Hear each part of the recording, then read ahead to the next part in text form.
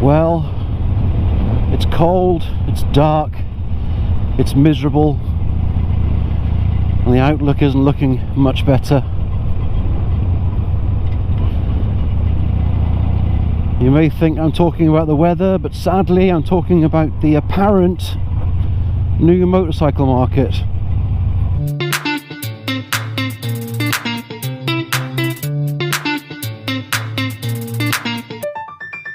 So as I head through Highbridge, which is a small Somerset town that nothing good has ever come from, I'm heading down to what was my local or nearest Harley Davidson dealership in Bridgwater.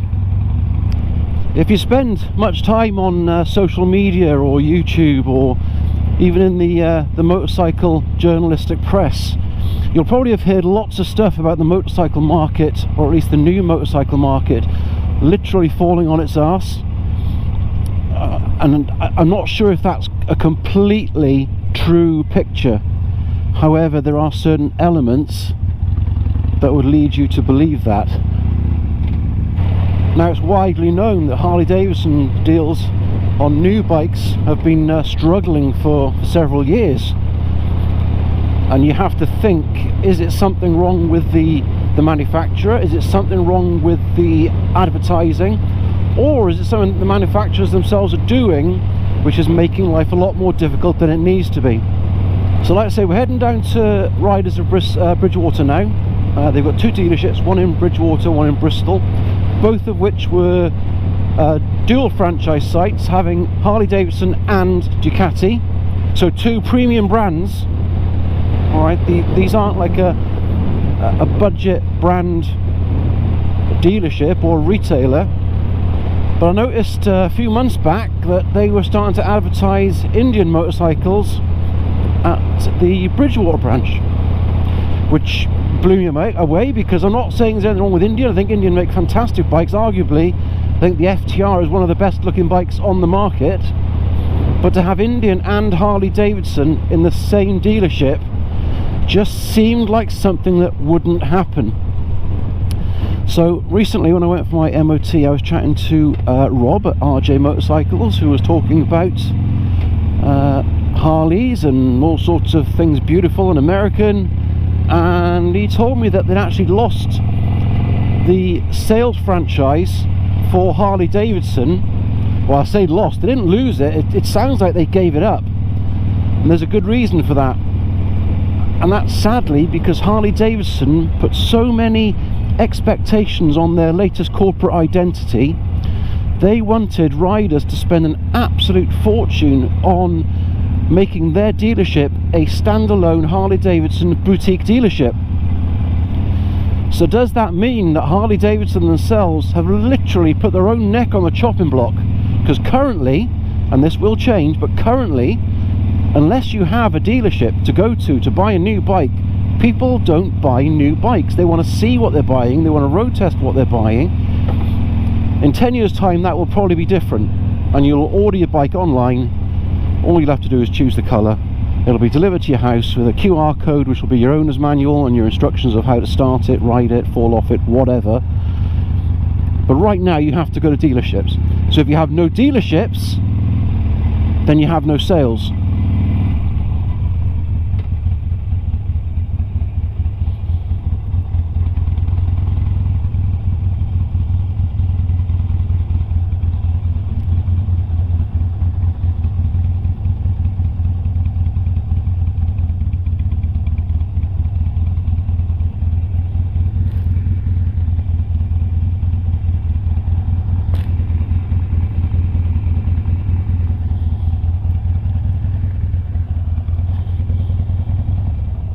And it looks like the information I've been given is 100% true. If you look on the door, it's Ducati and Indian motorcycles.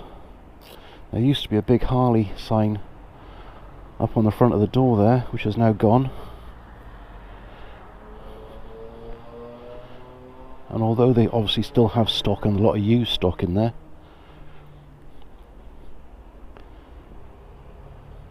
it looks like the new stuff has disappeared.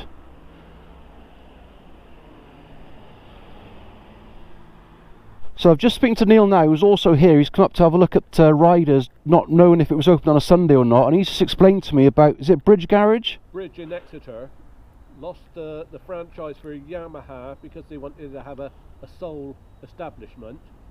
The company took it over around the corner, and within a year they've gone bust, so there's no Yamaha in Exeter.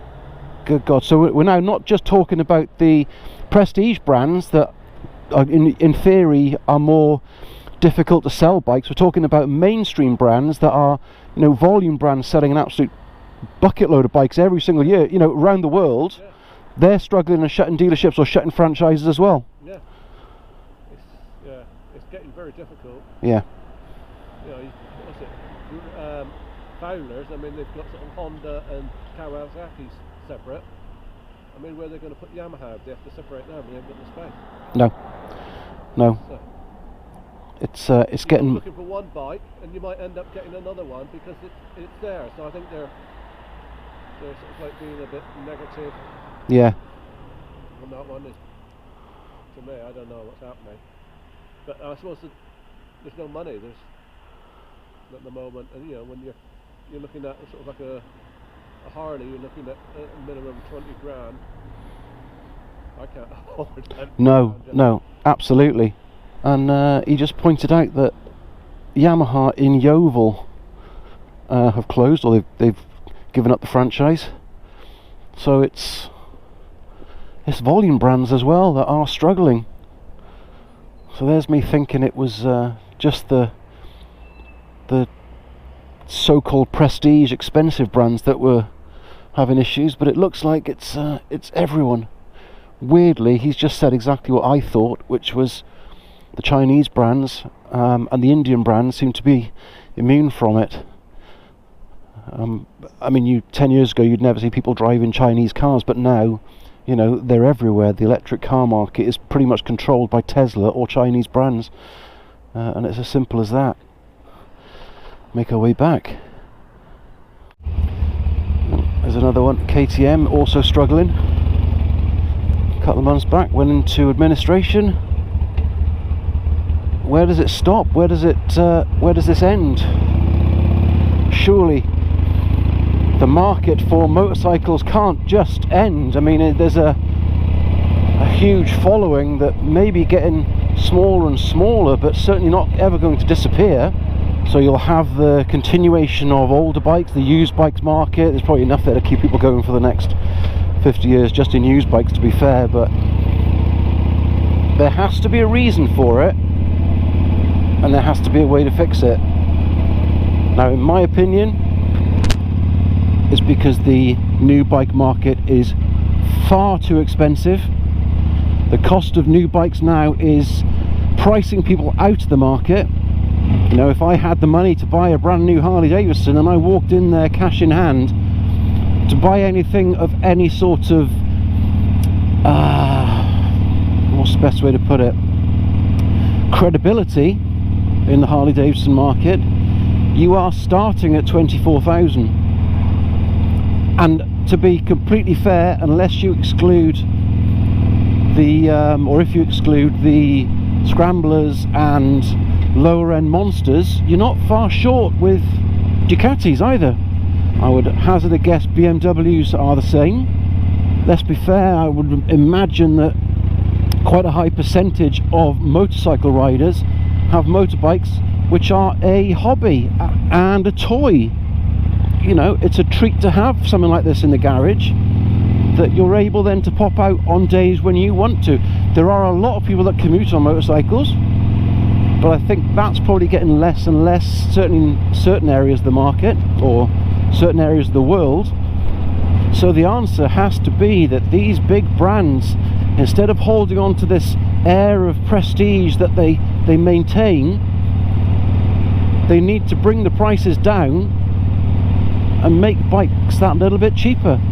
You know, Harley have been teasing for years they're going to bring out the Bronx, which is kind of a Street Fighter type motorbike, almost a take on things like the Ducati and the Ducati Monster, sorry, the Honda Hornets, that sort of thing, the Kawasaki Z series bikes.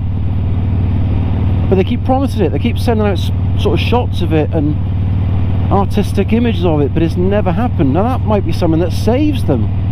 Don't go silly and bring out something rubbish like they did a few years back, which was an awful Chinese built bike that I would say looked like it was even built to a budget in China. Currently people are letting their wallets do the talking for them. Royal Enfields seem to be doing really well because they're building bikes with more to do with quality and budget than form factor, and that's sadly I think the way it's going to have to happen. Chinese bikes, you know, there's nothing wrong with them. I've owned a Benelli which was built in China, and actually it was a fantastic motorcycle, and you're hard pushed to find any bad reviews as long as people temper their expectations on what they're going to get with it.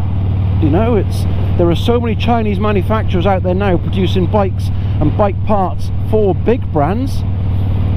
KTM are buying, you know, Chinese engines were buying Chinese engines to go in some of their range and then pricing it as a European bike. Well, you can't do that. People know in modern society where these parts are coming from. People know that you're getting Chinese engines. BMW are doing the same thing, but the BMW that uses Chinese engines doesn't sell well because they're being priced as European bikes. You know, people are much more knowledgeable and savvy now on how the market works. So the motorcycle market is in a bit of turmoil. I think there's a lot of doom and gloom out there, but this has to turn around, and it will turn around. We've been through situations like this where, you know, we're in a bit of a downturn with motorcycles, but it'll turn around. It will come about. Manufacturers will realise what they have to do to fix the problem. These guys are intelligent. They'll fight tooth and nail not to lose their businesses, not to lose their market, because that's their income. I just hope they do it soon, because the more and more retailers that close and the more franchises that disappear, the less and less income they're going to have to do the development to get this all sorted. Of course, what you could do is do what I do, which is ride a 19-year-old Harley Davidson or a 12-year-old Ducati Multistrada, and I would be riding, hopefully in the near future, a 30-year-old Ducati 600 SS, which I've sent the carbs away. I'm pretty sure it's a fueling issue, so hopefully they'll be back soon. But maybe that's something we need to look at. Let's preserve that retro market, let's preserve that second-hand market. Fingers crossed none of you are too affected and nobody's lost any money from any dealerships closing down. That's the worst case scenario, where Joe Public, who works hard, spends all his hours at work so he can have enough money to go and buy a motorcycle that he's always dreamed of, and then to find that dealership closes down and takes their money with them. That will take months and months to get back, even if they get it all back. But stay safe, stay well, stay warm, which is something that I'm going to do as soon as I get home, because it's freezing. And fingers crossed the forecast will be brighter, not only for the weather but also for the new bike market going into 2025 summer.